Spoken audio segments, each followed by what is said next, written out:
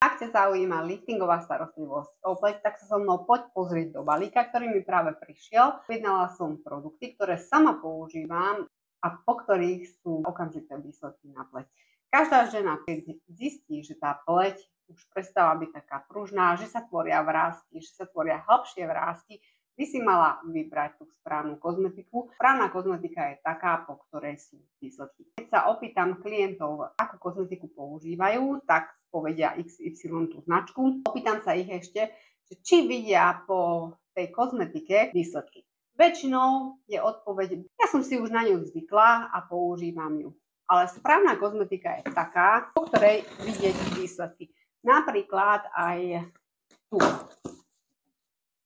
Ja v salóne používam na úvodné a záverečné ošetrenie liftingovú kozmetiku a práve preto, že je po nej dopyt, som objednala viacej kusov. Čistenie, tonizácia, liftingový krém, ten, kto je ešte náročný, aj liftingové sérum. Taktiež som objednala zlaté kolagénové nite. Často vykonávam v salóne aplikáciu zlatých kolagénových nití na pleť.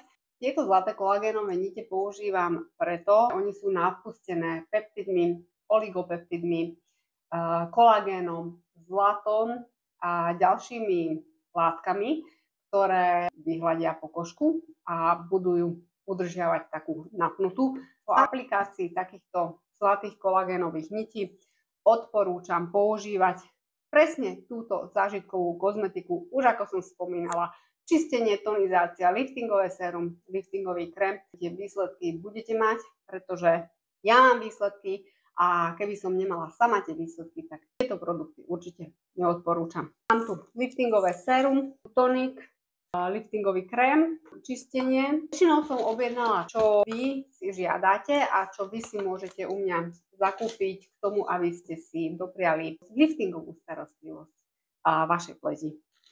Ja ich milujem, dávam si ich sama na pleť, ale zákazníci, ktorí už absolvovali 3 ošetrenia napríklad za sebou, majú už tú pleť krásne pružnú, sú tu výsledky. Pokiaľ chceš používať liftingovú kozmetiku, pokiaľ sa chceš o seba starať tak, aby výsledky boli viditeľné a chceš mať vyhľadenejšiu, pružnejšiu pleť, určite odporúčam liftingovú kozmetiku. Nikde sa nemusíš registrovať, stačí, keď mi napíšeš